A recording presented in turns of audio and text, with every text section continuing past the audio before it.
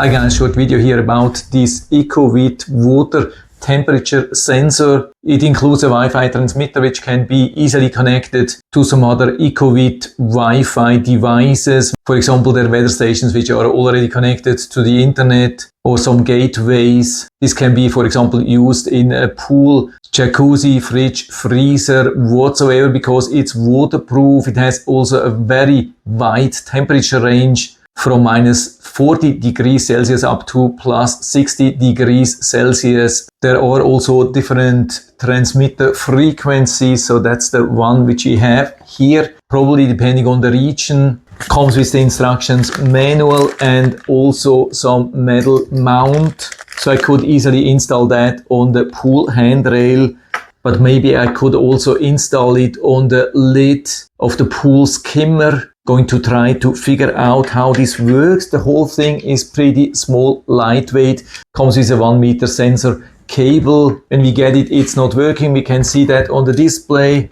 So I guess we have to add a battery. Let's open C. The only setting which we have here is a switch inside where we can choose between Fahrenheit and Celsius. Here it's on the upper side and we have it like that. I think currently it's in the on position. Unfortunately, I can't tell you if that's Celsius or Fahrenheit, so we are just going to try and then we'll see. Battery goes like that. I'm using here a lithium-ion battery because I want to have long power. Put it here inside to get some information. Yeah, I think it's booting up. And we get already some temperature in Fahrenheit. So I removed that because I want to have Celsius. So I'm trying to push this down to get Celsius. So let's add the battery again. And now we have Celsius, as you can see. We can see that the sensor has some kind of a seal here. I think it goes more or less all the way around. That's pretty cool. Adding the cover again. As you can see, it has a clear direction, doesn't work both ways. You have to line it properly. And also the screws have some watertight seal. But of course, I wouldn't recommend to use it submerged. That probably would be too much, but still make sure that it's properly closed. And so without doing anything, right after adding the battery, now I can see this sensor information. It's not very large, but it's already here, 26.3 degrees Celsius. That's the temperature which we have here. I'll show you that a little bit closer. You can see that here on top, nicely visible. That was not here before. But again, there are also some other ECOWITT weather stations or gateways which can receive the signal from this sensor. As far as I know, up to 8 channels of temperature readings are supported by the ECOWITT system. Here we don't have battery information, but as far as I know, we can check that on the WS View Plus app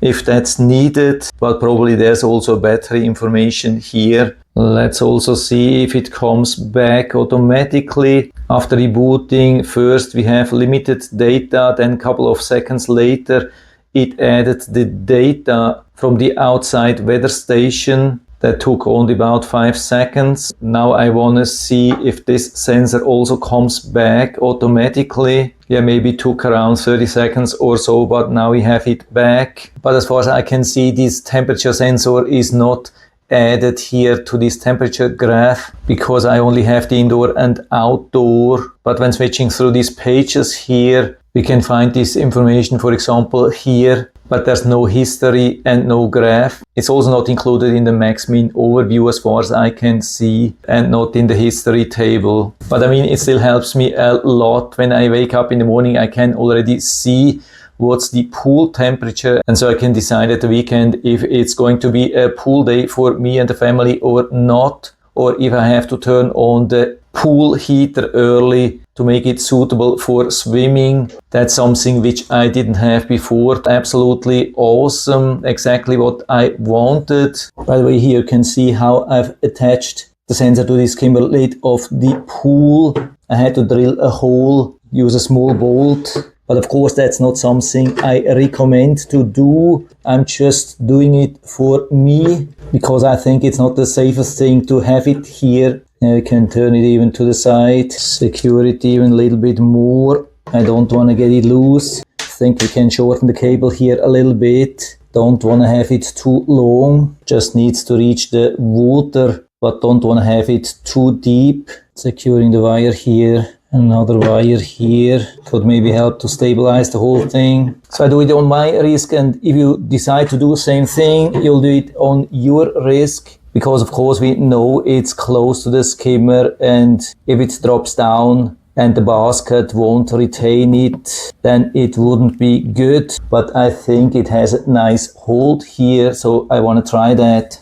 And the very cool thing is that as soon as this temperature sensor is connected to your ECOWITT weather station, it will automatically feed this data to the homepage of your weather station on ECOWITT.net. So you can access that from your phone or computer easily. I think you can even get alerts from there. And I didn't have to do anything. That's the awesome thing. It was super easy. So the setup is basically no setup, nothing to do, adding the battery and then watching how everything is connected and even feeded to ECOWITT.net, where you have also the rest of your weather information. That's absolutely fantastic. Couldn't be easier than that. And so it's a full recommendation from my side. So you can buy it directly on their homepage. You can find the link down in the description of the video. And so I hope I've been able to help you a little bit with this video. If you have any questions or comments or want to share your own experience with this water temperature sensor, then just let us know down in the feedback area. I'm always happy to talk about these things. And if you liked the video, give me a thumbs up. Subscribe my channel. Thanks for watching. See you next time.